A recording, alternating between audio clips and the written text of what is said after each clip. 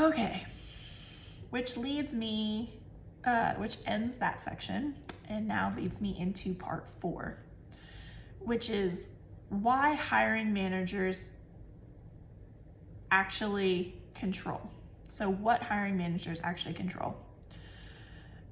And this is me teaching you a better way. Now, you just heard all of the wrongdoings and all the bad. So here I'm going to tell you how to fix it. First off, better job titles. Before you even think about posting anything, you need to sit down and actually say, what is the real job title of the person that we really want? And when I say want, I also mean what does the company need? So you say, I want this, but I want you to look at what your company actually needs, because between want and need are two very different things, as I tell my 5-year-old all the time when he says, I need this. And I'm like, no, you want this, you do not need this. Two different things. Number 2, you need to be honest about salary ranges. You're given a budget. Absolutely, you are given a budget. Your CFO, your CEO, they sit down and they tell you this is the budget for this position. And if you put it at the low end and you try to get somebody in for the absolute lowest point of that budget, thinking that you're saving the company money, I hate to break it to you, you are absolutely not.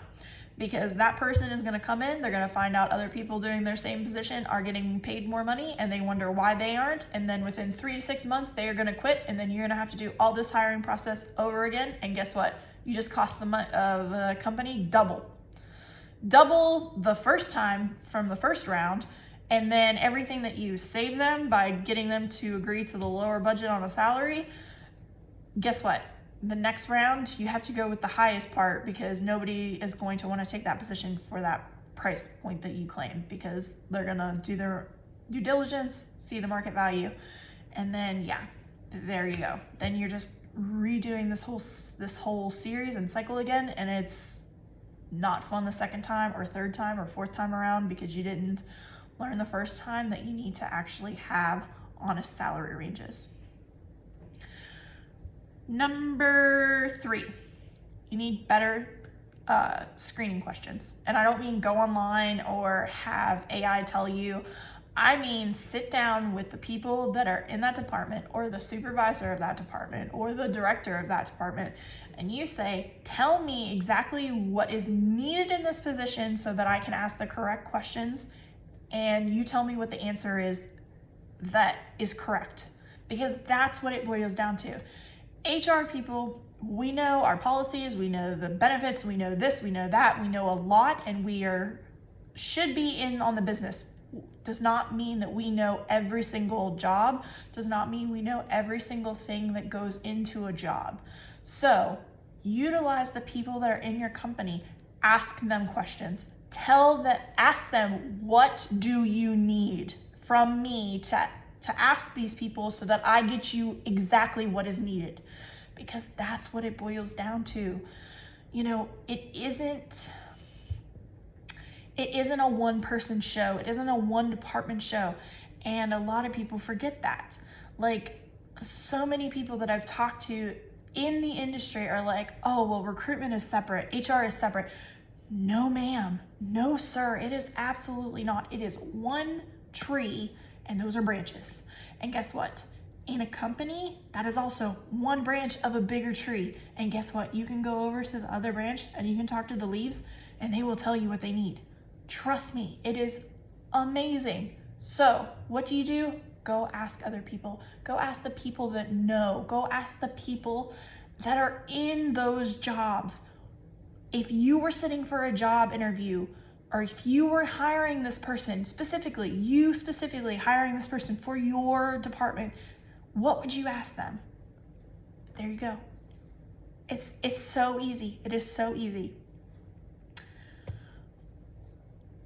The 4th, clear expectations. And that kind of goes back to what I was saying about how certain things were not on the JD and then they expected them later. if you give clear expectations of this is a possibility, or this is a maybe, or this could happen, and you put that all out there, and you tell your candidates, and you tell the people that are coming to you, this is what it could be. What does that do? That gives you transparency. That gives them clear expectations that there is a possibility of, hey, I might have to take out my own trash twice a week. It happens. But they will be more appreciative instead of being blindsided. And I'm not even going to use the trash anymore. This goes for like receptionists that also have to do PA work, because they didn't know that they had to schedule something for a CEO or track him down. Have you guys ever been a PA for a CEO? You literally have to track these people down. Sorry, not just men, but women too. You have to track these people down and like literally sit on them like a chicken trying to lay an egg to get them to sit down for meetings sometimes, because they're all over the place. But what I'm saying is you need to have clear expectations. So if you're hiring for a receptionist and they also have to do PA work, you need to say this is a PA job with receptionist duties, because that's having clear expectations, not the other way around. Now, number 5, you need to respect the candidate's time. They respect your time because they know that you're busy. They know that you're doing a job, but you have to show them the same respect. And I have had this philosophy since I was a kid, because I played in orchestra. And if any of you have ever played a musical instrument or anything like that, sung in the choir, whatever, I'm pretty positive every single orchestra director in the United States had this same saying of, if you are on time, if you are early, you are on time. If you are on time, you are late. If you are late, don't even bother showing up. No joke. That was beat into my brain from a very young age, and I still stick to that. I am always 15 to 20 minutes early for anything. Doctor's appointments, actual appointments, meetings, everything. I try to be, if it's a video call, you better believe I'm on that video call at least 7 minutes before. And I'm sitting outside that internal waiting room for 7 minutes, because that's just how my brain works. But what I'm saying is you need to respect candidates' times, because you said you wanted to have this video call at 11:30 a.m. on a Tuesday. They are making it happen. They are making it happen so that they're on that call, that nothing is going to distract them, that nothing is going to be in their way. They will be on that call at 11:30. But if you keep them waiting until 11:45 on a 30-minute interview, what does that say? Like, honestly, I want you to think about it. If it was the other way around, would you hire that person? No. Same goes with the candidate. They just realized they don't want to be a part of your team. Just saying. I want you to think about it. Number 6, faster communication. This goes back to the ghosting and about the timelines for recruitment versus how long it actually goes. If you have realistic expectations and you tell a candidate, okay, I'm doing the next 3 days of interviews, by the 4th day, we should have client feedback. Then on that 4th day, when they message you, they shouldn't be messaging you first. You should be messaging them, hey, this is the feedback. We're going with a different client, a different person, or hey, you made it to the next level. We will reach out tomorrow to schedule you for the next part. And then the next part will be, for the next 4 days, and then it repeats. Having very strict timetables and sticking to those timetables is gonna help so much. Number 7. Better interview structures. And when I say better interview structures, that's what I'm talking about, timetables. You should have everything laid out and everything structured in a way that nobody can drop the ball, nobody gets ghosted, nothing falls through the cracks. You want a structure and infrastructure for this time period so that nobody feels left out. not the candidate, not the recruiter, not even yourself. And that's kind of what it boils down to. Now that we've talked all about that, we come to part 5, which is my final part in this little webinar. And I'm really sorry, I just saw how long this is, and I'm so sorry that it's so long.